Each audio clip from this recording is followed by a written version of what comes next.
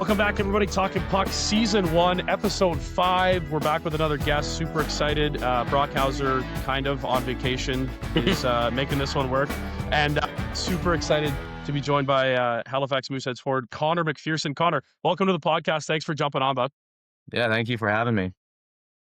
Absolutely. So we usually like to start off, Connor, start from your hockey journey. Obviously, kind of an interesting one for you, like your twin brother in there and everything, and you guys growing up playing hockey together, and that was super cool. So talk about your start in hockey and growing up in the Windsor area.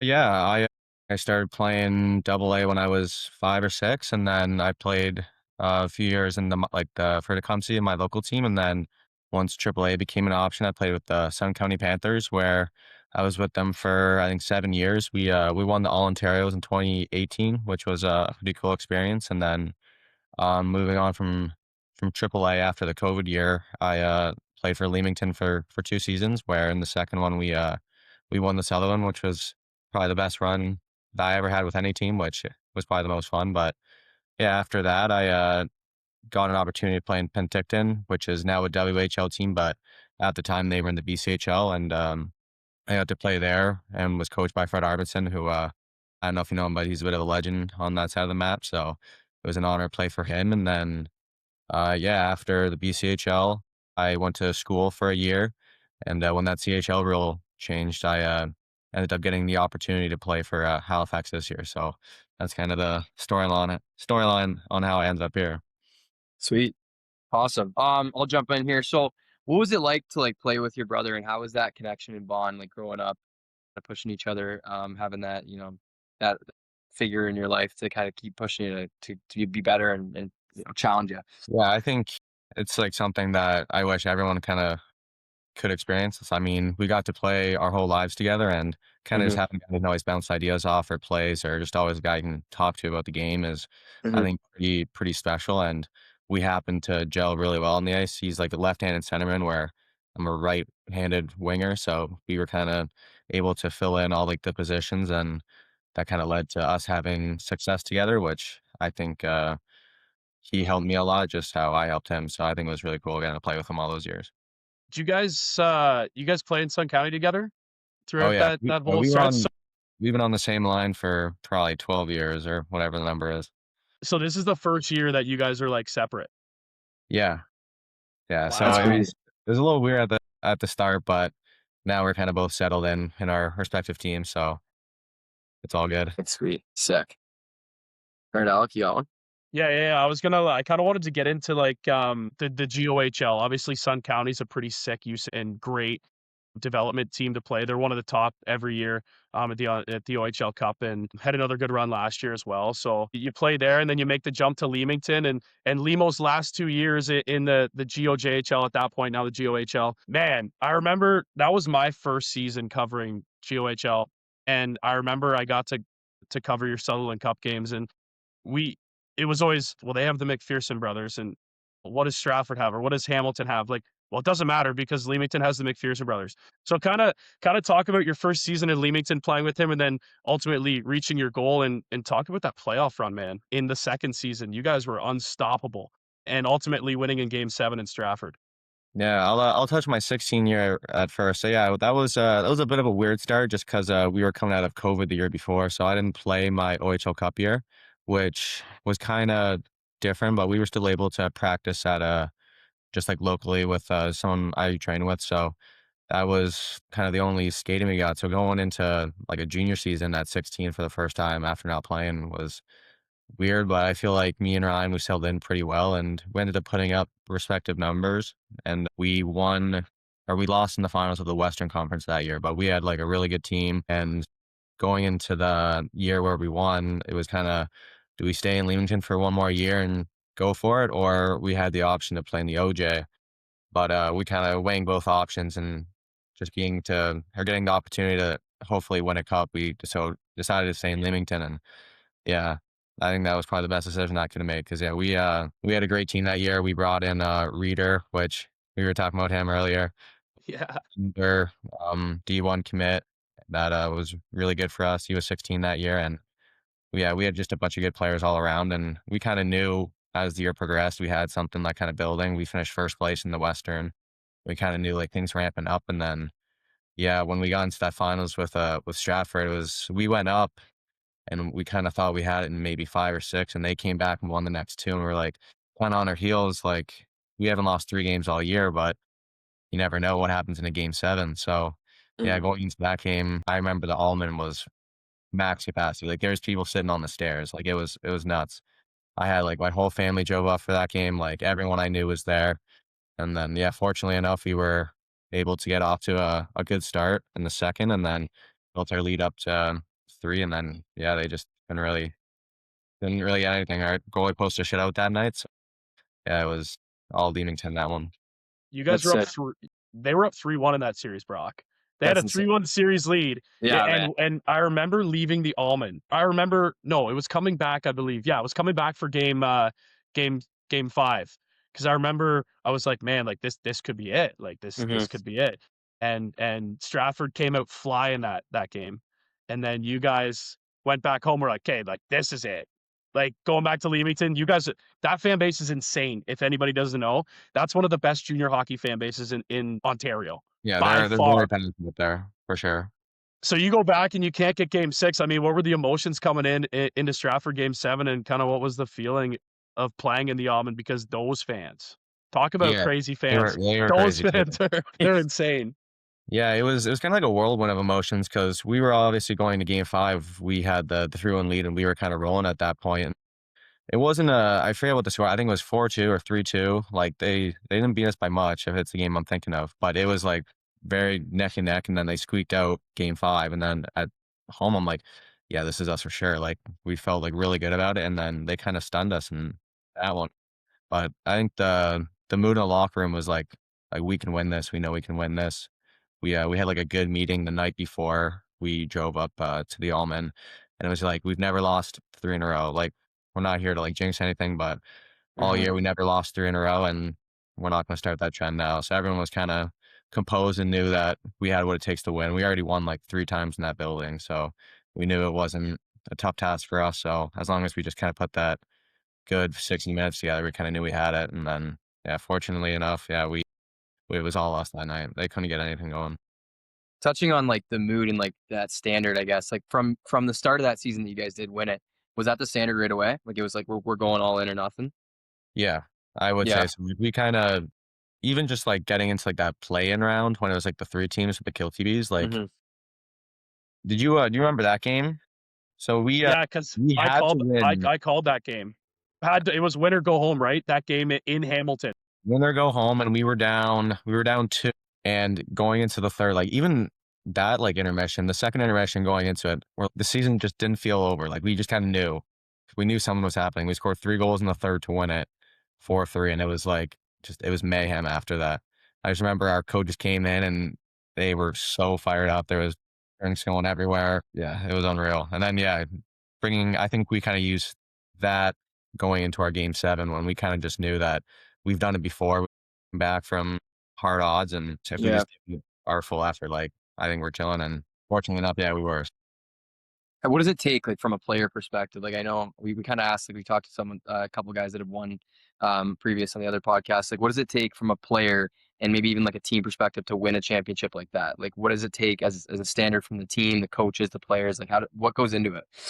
Well, it's probably just the team play, like, each guy knowing their role and how they can contribute to the team. Like, you Mhm. can't have a full team of superstars. You have to have good depth, and I think that's what our team did really well. We had a solid 4 lines and 3 D pairings, so and Mhm. we had, like, great goalies too, so it was all the way from top down, like, it didn't really matter what the score were. We always had guys that could fire at any given moment. And then kind of just the mindset of that is knowing that you're going to be all in for the team. And at the end of the Right. day, like you're going to remember championships, not points. So that was Mhm. kind of the mindset for us, just going around, I guess, the locker room and every guy just knowing that if they do their part, we're going to win. So that's how I'd Talk say. about the moment with your brother after you guys won the Subby. What was that moment like on the ice and in Stratford? And I can only imagine the bus ride home to Leamington that night. Yeah, yeah, we had a late night that one, but yeah, I think just the moment when it happened, it was like kind of surreal.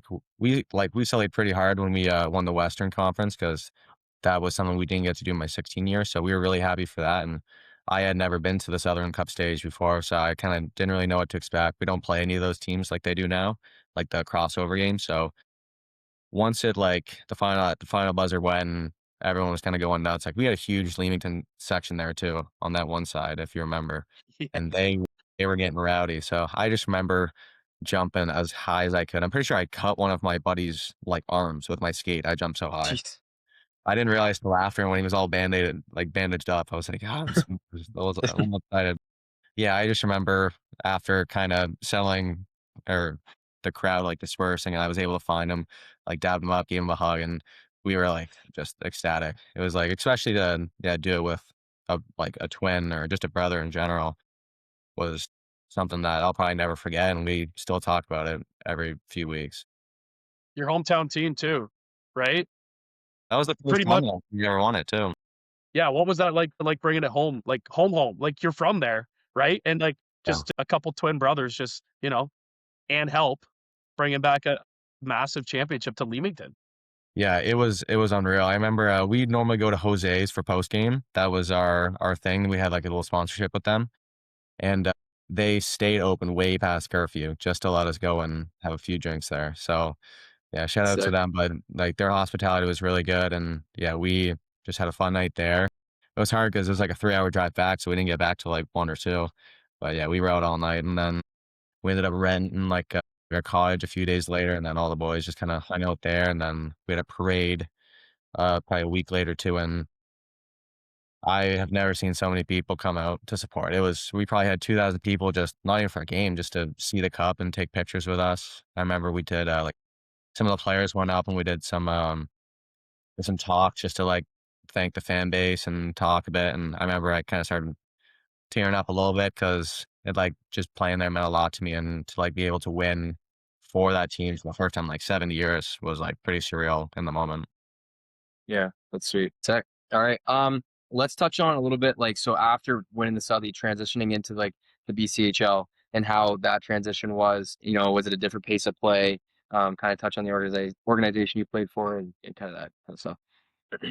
Yeah, so, during kind of the last few weeks of the Goat season with Leamington, we had, Penticton and a couple other BCHL teams reach out to myself and Ryan, and we ended up choosing Penticton just because 'cause they're, probably one of the best known franchises outside of the CHL at the time. They were kinda like the Brooks of the BC, Yeah. and it was kinda like a no-brainer. We were offered to play there together and live together and all that, so it was kind of, we had, like, a choice we couldn't really turn down.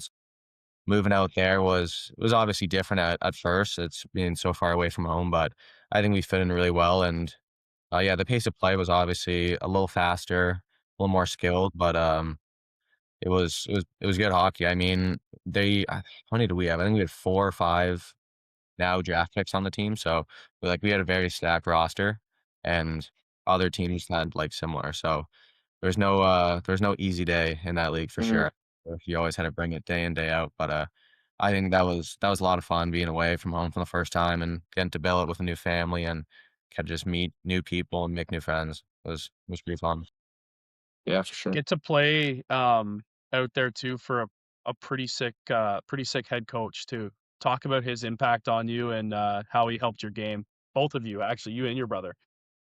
Yeah, well, Freddie, he's just, like, a very well-known guy. He's got the most BC cups or rings, I guess, out of any coach. I forget what the number is at now, but it's more than It's a 5 lot. Definitely more than 5. He might be near 2, but, yeah, just kinda, like, getting to be around him and kinda just pick his brains about just plays and honestly just to talk. He's had so much, like, success in his life that it's cool just to kinda get to meet and talk with those people, and, yeah, he was very good. He gave us lots of opportunity to get some power play looks, ice time, and he was very supportive when we were, like, doing well, and when you weren't doing well, he was the first guy to kinda, like, get you going and talk you through it. So, yeah, I think getting to play for him being my first time away was a real game changer. Talk about a little bit kind of committing to UNH and how that kind of came about, and then talk about get into that a little bit. Yeah, so we committed to UNH our 16 year in Leamington. We were kinda at the stage where that CHL rule hadn't came into effect, so it was either you go to school or you go to the CHL, and then you play U Mhm. Sports after.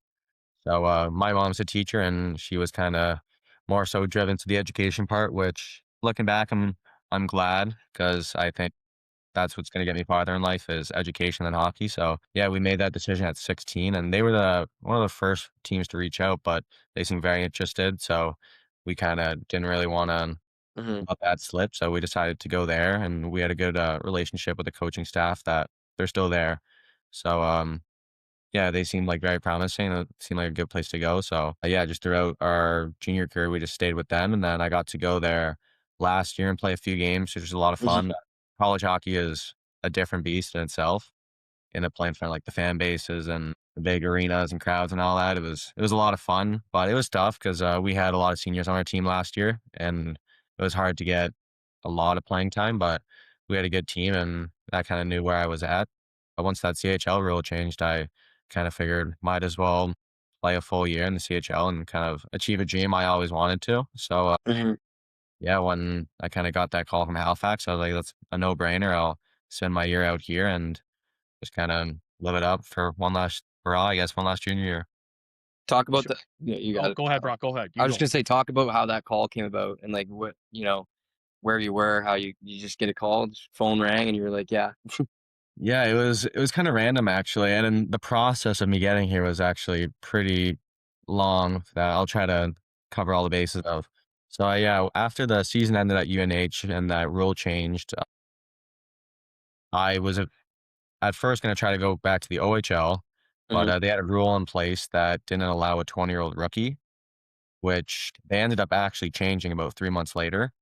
Mhm. So it would have allowed me to go, but that was after, um, deciding to come here, so I'm fast tracking, but going back, I got offered to play for Nanaimo in the BCHL, so I originally took that offer, which, I was really looking forward to. I had a buddy on the team that, I was gonna live with and play with, and, that was kind of the goal for, like, 3 weeks, where I was gonna go there, and I was gonna get some playing time and kinda get the confidence Mhm. back, just have fun playing junior one last year, and then, Allie, which is, one of the assistant general managers on the team, he reached out just through text and said, "Hey, like, so I'm so and so from the Halifax Mooseheads. I'd would like to get a call if you're interested." So I was like, "Yeah, sure." Like, obviously, I'm not gonna say no to Yeah. that. I yeah, I called him, and then they seemed very interested and said they'd have to follow up just to see what the rules were. And I had technically my rights in Ottawa, so they had to trade for me. So it Mhm. took about probably 5, 6 weeks for everything to, like, actually go through, and I was getting scared because it was getting more and more into the summer. I'm like, "I just wanna know where I'm playing." So, Yeah. finally, the trade went through and the paperwork and all that went through, and they were just like, "Do you wanna be a Moosehead?" I was like, "Yeah." So, I Like, was who's like saying no to that? Who's saying no to that? exactly, like, they're, like, the first ones to tell you, like, "Oh, we just offer all this, all that. We play in a 10,000 seat arena, and we pack it most nights." I'm like, "I'm already sold, man." Like, Yeah. just That's say the word. awesome. Any chance to play high level hockey, right? Especially in Halifax. Exactly, yeah, it was a no-brainer for me. The second they offered legitimately, I was like, "Yes, that's my spot." Talk about Connor, because obviously, like, throughout your entire junior hockey career and minor hockey, like, you were a stud. Like, you and your brother, top liners, like, you played at the MacPherson tournament. We'll get into that too as well. Where you played with Sam O'Reilly and and a couple Yeah. really good players there on that MacPherson championship team. But, I mean, talk about this a little bit of a struggle at D1, like, only playing you go from, putting up a great season in the BCHL, over a point per game in 2 seasons in Leamington, great seasons in Sun County, and then you go to D1 and you go to UNH and you're just like 5 games, no points. Like, was that a mental struggle? How did you stay in shape and kinda how did you stay in it mentally? Yeah, it was tough, but, kinda going in, we had 3 freshmen on the team, 2 forwards being me and Ryan, and then, my buddy Josh on defense. Kinda going in, I knew we had, I forget the exact number, but I think it was anywhere from 12 to 14 seniors that have been there for the full 4 years, so it's kinda hard to get in over those guys, and we had extra guys rostered, so it was kinda just tough to get the spots, and then, yeah, it was like, do I play like a 13th role or do I just not play? So I was kinda, like, in that kind of position for a bit, so kind of the goal for me was knowing that I could just kind of gun it out and then wait for next year, or I could like let it get to me. So my whole goal was just to work hard in practice and be a good teammate and know that college is different. Like it's 4 years for a reason. You're not gonna get everything your first year, but if you just keep at it, you're gonna get your chances and get your looks. Yeah, I think my whole kind of mindset was just to be a good teammate. When I did go in, I didn't play a whole lot, but the guys were always like fired up when I was on the ice. I always make sure I made a hit or made a good play or shot on net or something just to do my part. But yeah, I was just controlling what you can control. I mean, I'm not the coach, so I can't play anymore. Whenever I got the opportunity, I was always grateful for it. And yeah, I mean, I wish it could have been more, but I mean, luckily that rule changed and now I get to play every game here, which is fun. And then hopefully next year wherever I decide on going, or if I go back to UNH, I'll get some more looks there. Well, the rules change now, so it can kind of flip back and forth, which is nice. Especially like a lot of older players going D1 now, you see. They're looking at older players more so than the 16, 17-year-olds like they were when they signed you guys. So it's kind of a little bit of a flip-flop. No, we do have to ask though, because Brock and I are super interested in this part of your hockey career. So your brother gets drafted by Philly, and you don't get drafted by Philly, or you don't get drafted at all. You get left off, but you go to camp with Philly. So you go to camp with your brother. What was that like It at was Flyers camp? Talk about it that. was it was unreal. I remember sitting kind of just on the couch when the draft was going on, and we didn't really have too much of an expectation, just playing out of the coach at the time. But we were both ranked to go, and we kind of, in a sense, had like knew that Philly liked both of us. So yeah, I remember when they picked him up, they called me right after and said, "Hey, it was kind of 50-50. We just wanted to go for one of you because we knew we'd get both." So I was like, "Yeah, I mean, sure." Package deal. But yeah, then they said like, "Obviously, we want you to come camp with us and just kind of get to see what it's like." So I was like, "Yeah, perfect." And then yeah, I just remember getting there and seeing all the guys that were drafted and some of the NHL guys. I remember at one point I was driving around in Tyson Forster's car. Nice. He's like kind of like a stud on the Flyers now. So that's kind of like a memory I'll always hold. And then just kind of getting to live like a pro for a few days was pretty unique. Me and Ryan, we still lived together when we were there, but we hung out with all sorts of guys like Barkey and there was like this one guy from Czech that we were friends with. Like, so it was pretty cool getting to meet just a couple new faces and names that people know. So overall, it was a great experience. And yeah, we got to play like a cool little 3-on-3 game at the end, and we had like all these fans come in, and it was a lot of fun. My parents made the trip down, so they got some pictures of us there. But yeah, overall, it was a great experience and kind of like a real eye opener on what there is to achieve, I guess. How'd you feel like you held up against the guys at camp? I'd say pretty good. I remember I had a goal in one of the mini games and I had a really big hit, which I don't There have you many, go. but I had a really big hit. It was funny. Yeah, That's I was sweet. laughing about that after because I was like 160 at the time. Just Me laying throwing a bod. big hit was like kind of out of the blue, but yeah, I remember. Yeah, I remember doing pretty well. I got good feedback after, and they thought I fit in pretty well. So I would say it went pretty good. Nice. Did you ever, when you were in Philly there, did you ever, I think John Tortorella the coach when you went there? Yep. I think he was. Did you ever get to meet him? Was he on the ice with you guys at all, or was he somewhere Yeah, else? he might have came on the ice like once. He was mostly just like in the around the locker room and the weight room, but it's weird, like, when he's not in season, like, he kinda gets, like, a look that he's, like, some super serious, like, mean guy, but he's actually, like, pretty nice, like, he's pretty open and chatty. I think he just knows when to flip a switch, so, when he was with us, he's, like, laughing, joking, telling us to have fun and not to kill each other and all that stuff, but, yeah, when I, like, didn't really speak one-on-one, but kinda, like, in a group, he was with a few of us, but, yeah, he's actually, like, a pretty level-hearted guy, like, he's pretty easy to talk to and kinda fun to be around. That's funny. That's yeah, you don't really see that side of him, eh? The media doesn't at least. The media doesn't let you. No. Yeah. Um, yeah, so Alec, do you want to touch on the McPherson a little bit, that tournament?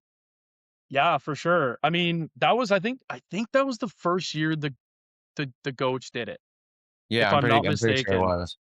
was. And Nick Passero was on the bench, and I think Dave Williams was there too. from I believe so, yeah. Stratford. I think he was there, and I don't know if Jason was there or not. But anyways, it was the first year you guys did that, and you had a sick roster. There hasn't really been a roster that's I don't want to say close because this year's was pretty good, but that roster against, like, some of those high level teams, again, like, the Shattuck St. Mary's of the world and the Culvers of the world and a lot of really good prep schools in the States and in Canada.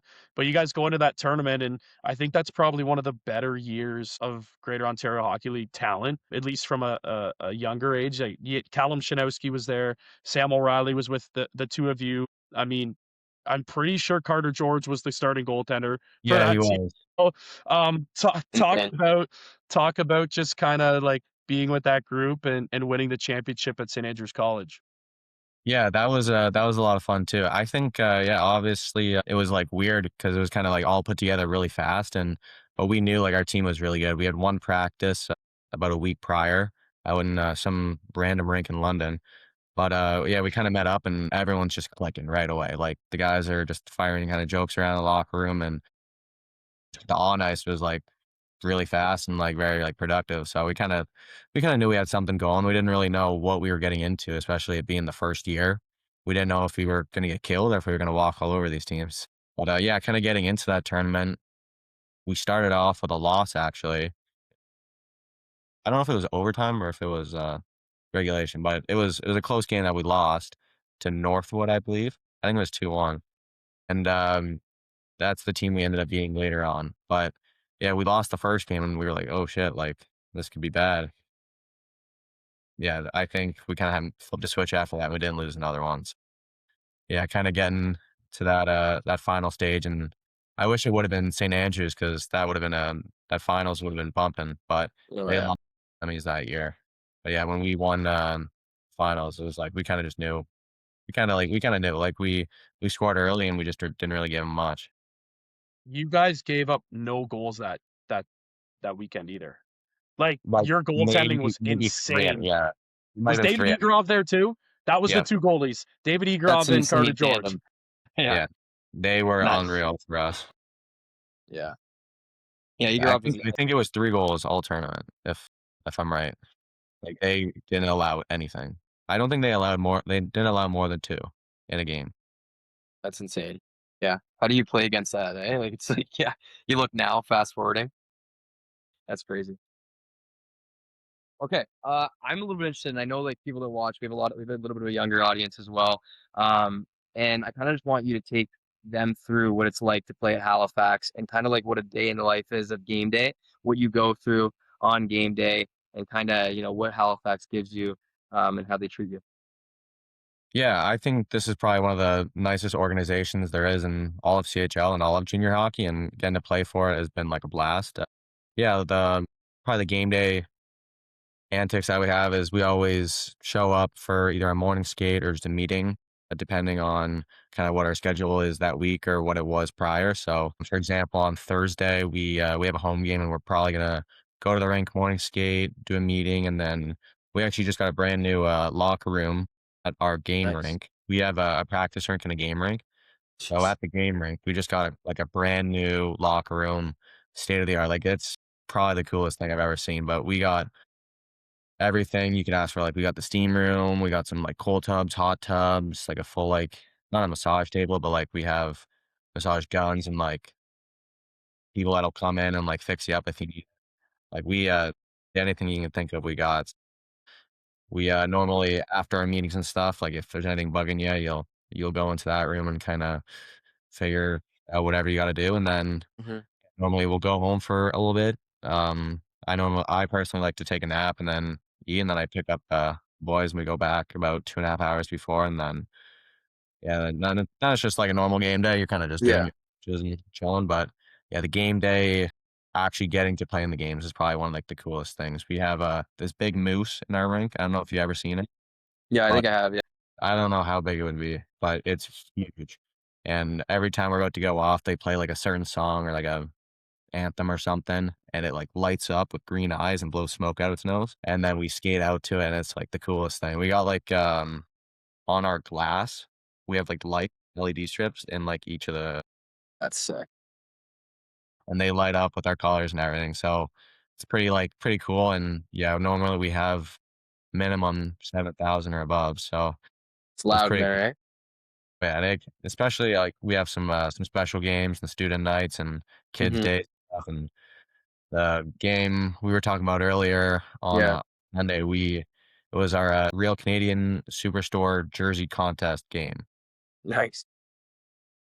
Cool jerseys, and yeah, we had just over 10K at the game, and we ended That's up insane. from we're down 3-1 going into the third, and then went up 4-3, gave up a late one. We're like, oh man, like this could be bad. And then we won it in overtime, and it was like my buddy Sean, he went end to end. It was like unreal goal, and then he did the Japanese and chucked his stick in the crowd, No and way. We gotta and get that a video of that.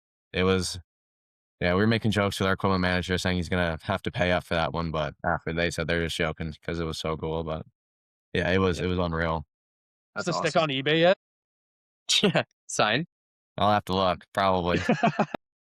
The fan base is so passionate, like, they would pay, like, good money for that stick too. I know they I would. Right. bet, yeah. Talk about, playing for Brad McKenzie up there. Yeah, Over there, Brad, up he's there, great. over there. It's his first year as head coach. He's been with the team for a few years as an assistant. So, yeah, when Andrew Lord, who was head coach last year, he took a job in the AHL, and Brad got the go ahead to be the head coach this year. So it's been really good.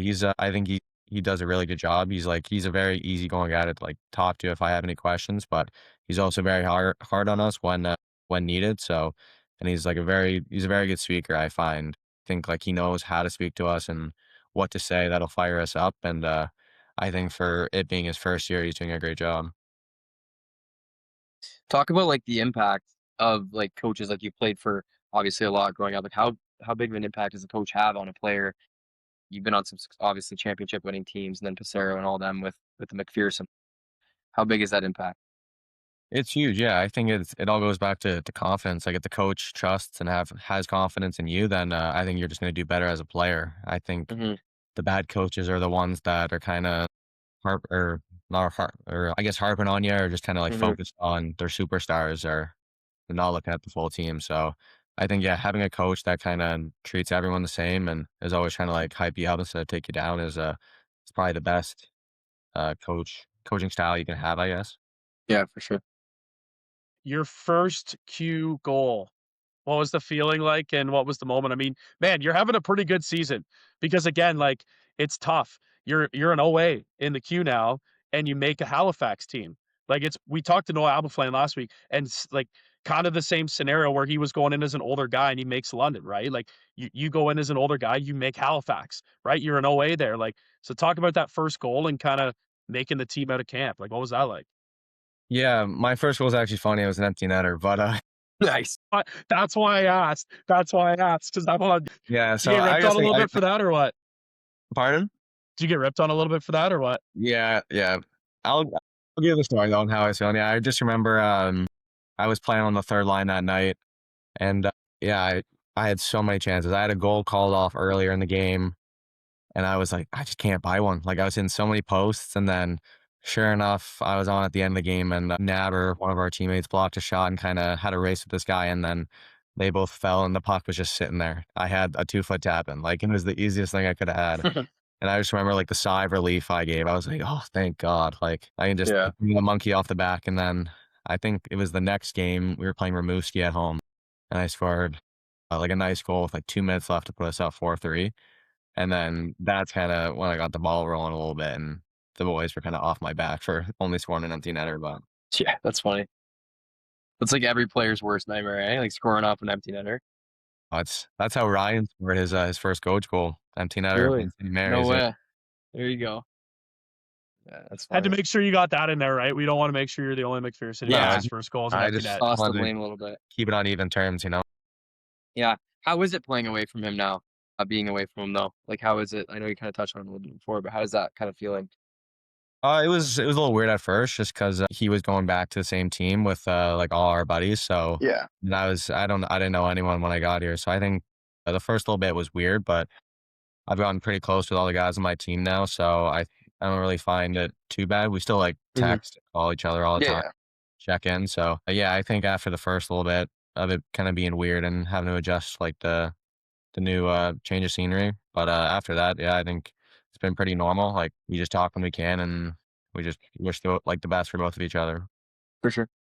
Was there ever a conversation, Connor, when you made the decision to kind of leave school that he was going to go with you, or was he always like, I want to stay here and I want to play my second year here?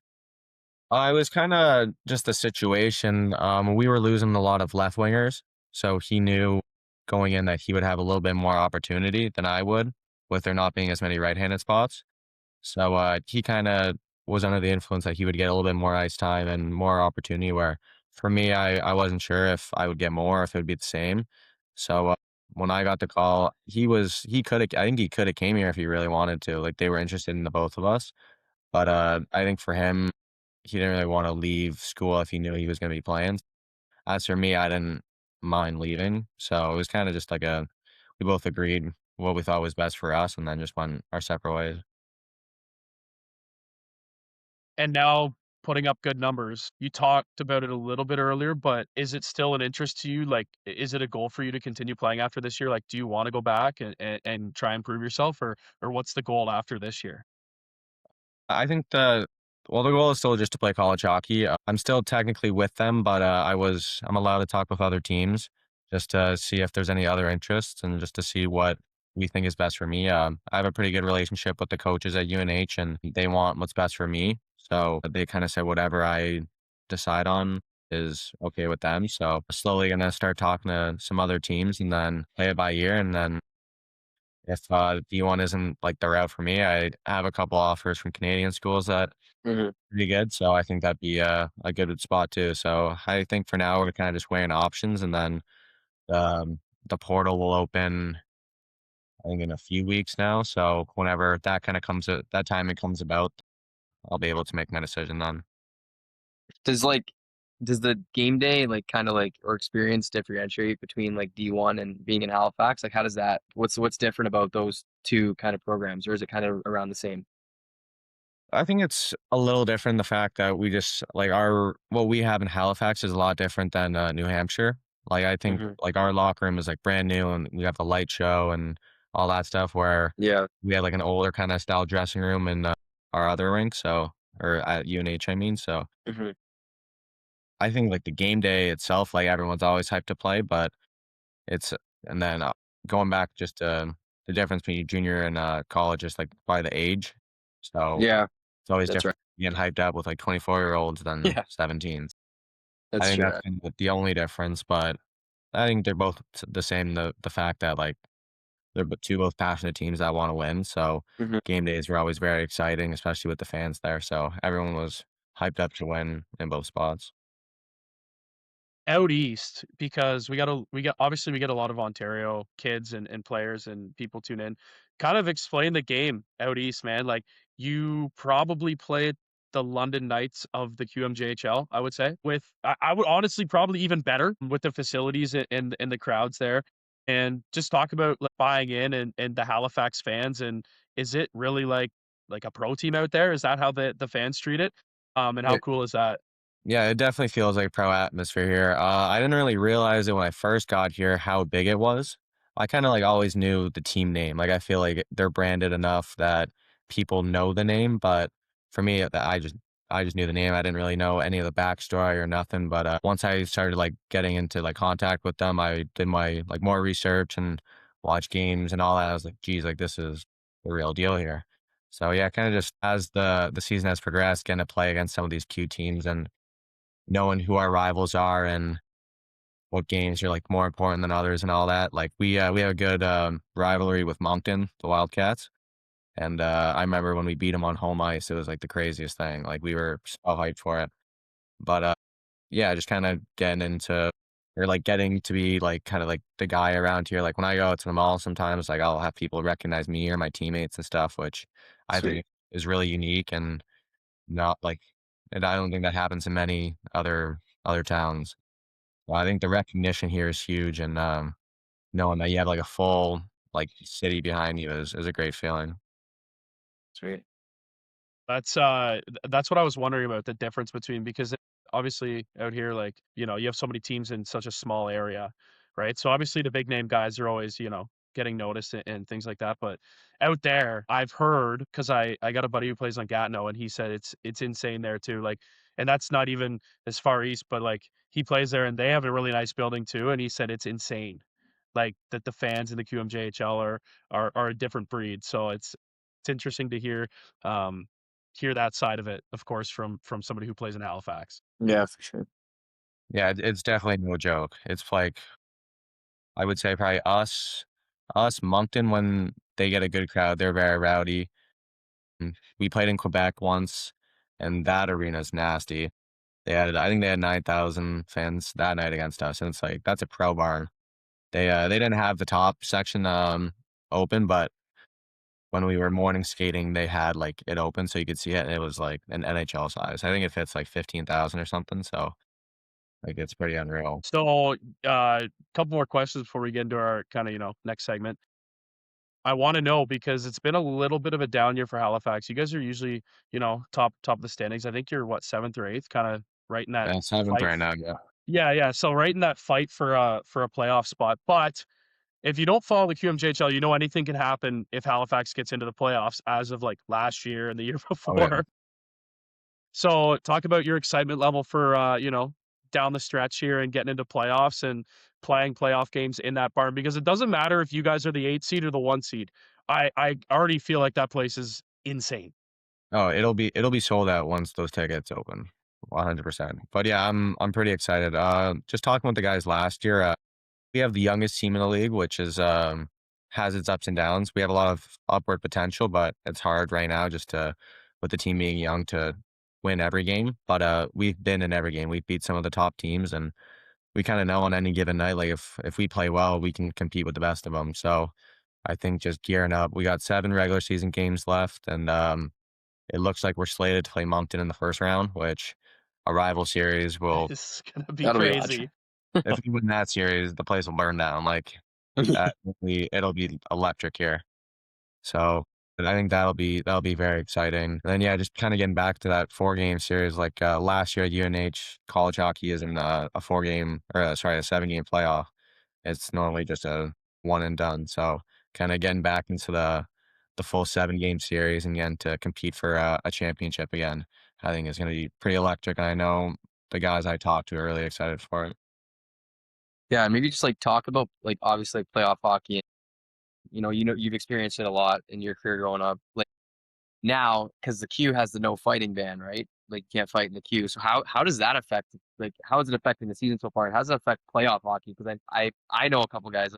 Fighting is a huge part of the game, obviously. How weird is it to not have that available in the Q? Yeah, like there's still fights in the league. It's just normally if you take your gloves off, you're out for the game, and if it's Hmm. after 10 minute, you get an additional game. Yeah.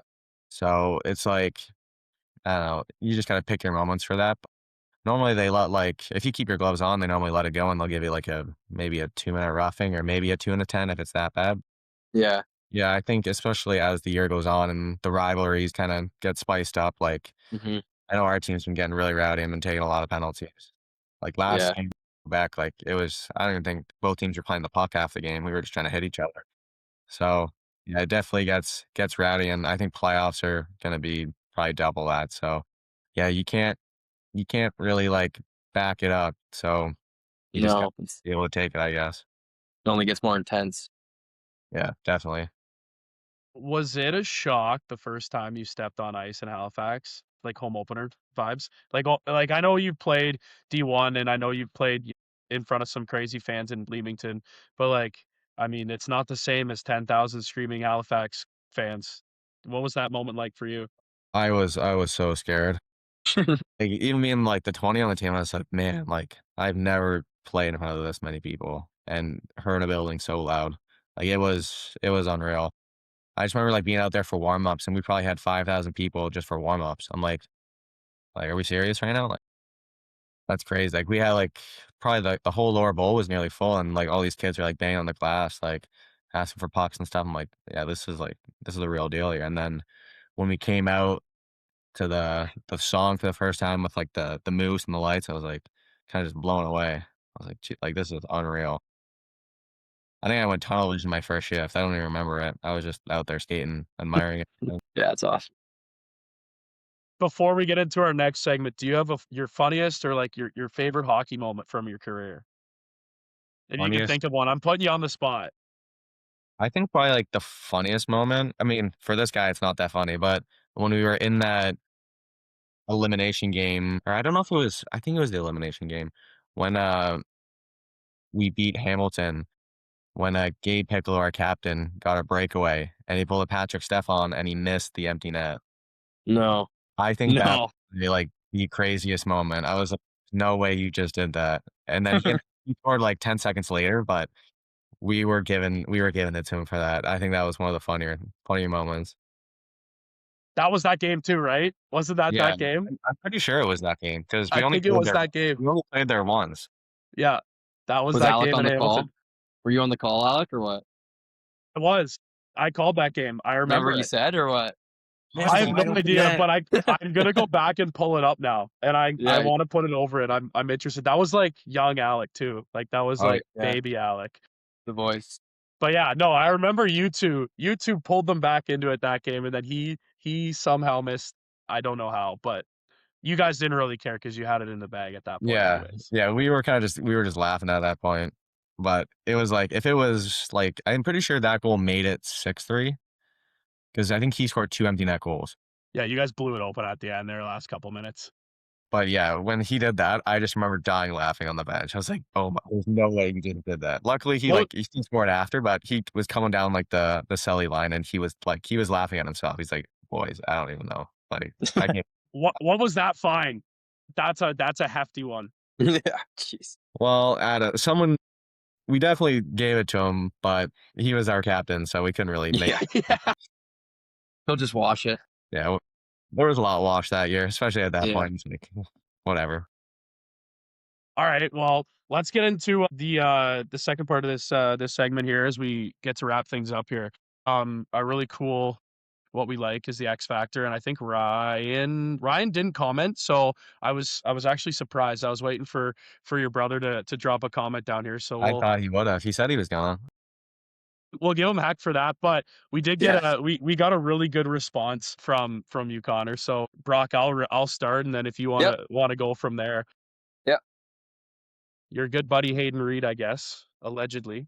So he proclaims. Niagara Ice Dog right now having a great season in the OHL. Yeah, he's doing really well. So Hayden wants to know, what was it like to win a Sutherland Cup with all of your best friends? I'm assuming he's including himself in there. Yeah, he's including himself. Yeah, it was. He's referring to himself, Ryan, and Braden Burke, who was on the team with us.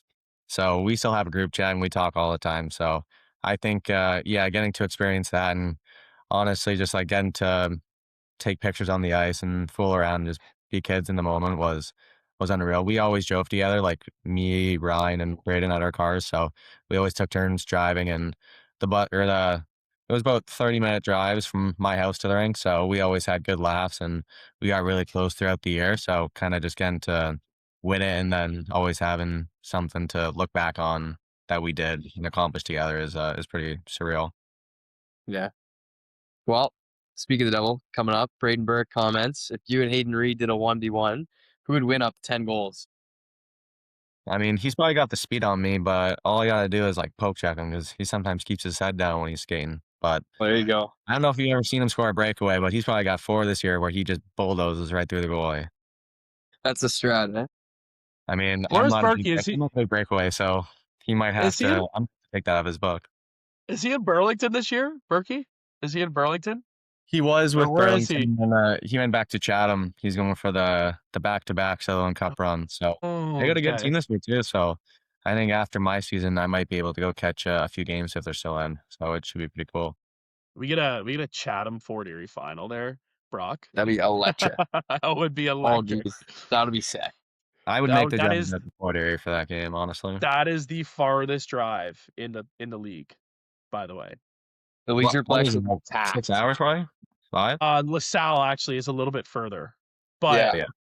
but Fort Erie to Chatham is like pretty much as far as you can Imagine the as far as- Leisure Plex in that game. Buddy, imagine Chatham too. Man, Man, there's it would gonna just be be back and forth. There'd be there would be buses going each 3,000 way. fans. Oh yeah. Oh, yeah. each game. Yeah, It would be the electric. men gets pretty rowdy when their team makes it far too. Yeah. Do they ever? That'll be 2, like, really blue collar teams going at it, so Yeah. I would be excited to see that, honestly. Another question is, would you rather be a professional poker player or a professional golfer? That's kind of a tough one. I think I would make more money golfing, so I'd probably say professional golfer, but I do love to play some poker. So, I mean, I guess they're both some good options. Putting you on the spot here, last question. Who's your favorite friend? My favorite friend, I know Reader and Hayden probably both want them to say them, but I'm gonna go with my twin brother Ryan is probably my best friend. There you go. Good That answer. way they can't fight over that. Yeah. Yeah. Take the You safe Can't can't bet. argue bet with that.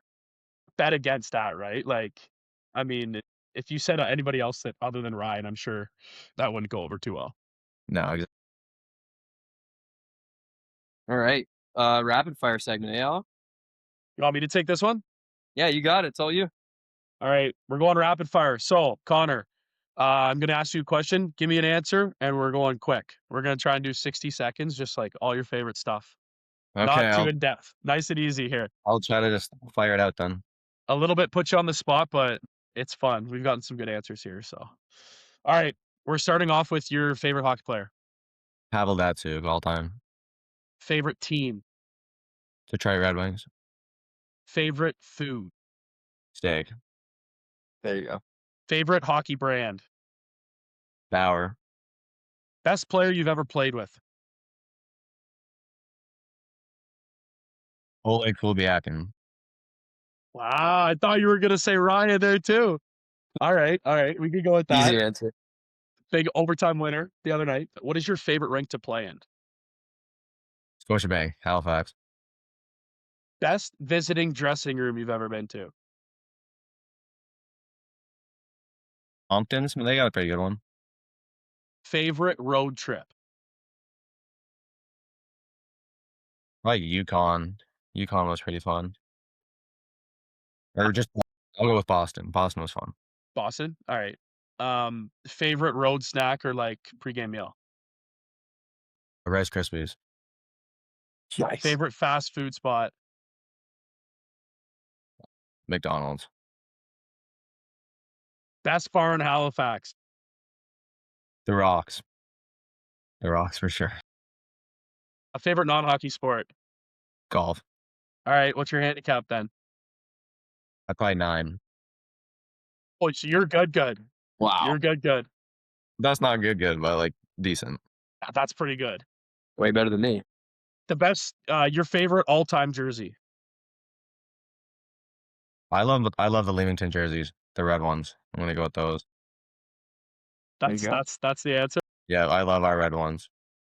Actually, right. no, our cream Penticton jerseys. That's my favorite one of all time. I was gonna say, man, you played in Penticton. They have some nasty jerseys there. I know. I forgot I played there for a sec. You put me on the spot. All right, we'll give Okay. Leamington and Penticton the same vote here. Absolutely. No, I think that'll wrap it up. That was good. That was great. Yeah. That's sweet. Anything you want to leave the viewers on, Connor? Anything to say to we usually like to leave it off or end it off for the kids. What's for the kids that are kind of trying to grind up and get to a spot and find their way through junior hockey. Of course, it's so hard nowadays, right? Like to get noticed and find your way. What would you tell them and what would, a young Connor tell himself or an older Connor tell younger Connor? I'd probably just say be in the moment and kind of just be where your feet are. That's a term we use here in Halifax is be where your feet are. I think just taking each day at a time. I mean, there's no point looking back or looking too far ahead. Just kind of doing what you can in the moment to set yourself up for the future is really all you can do. And just be a good team and have fun. You don't want to take the game too seriously at times, but yeah, it's meant to be fun and you're meant to make friends here. So just enjoy it while you can because it doesn't last forever. Good one. And not a better way to end off episode 5. So Connor MacPherson, thank you so much for joining us. Maybe one day we'll get Ryan on here. Maybe we'll see. Yeah. We'll see. Give or take. He'd probably love to be on the podcast. He would. I bet you he would. He's gonna see some stuff and he'll be like, "Oh man, I want to come on there." But we'll leave it at that for now. Connor MacPherson, best of luck down the stretch and into the playoffs. we'll definitely be following along, and best of luck in the rest of the season. Thank you very much, and thanks for having me. Connor MacPherson, Halifax Mooseheads forward, joins us in episode 5. Episode 6 coming on next week. Going to be another good one. Don't miss it. But that's it for episode number 5 of season 1. Talking Puck, Alec, Brock, and Connor MacPherson. We'll see you guys next week.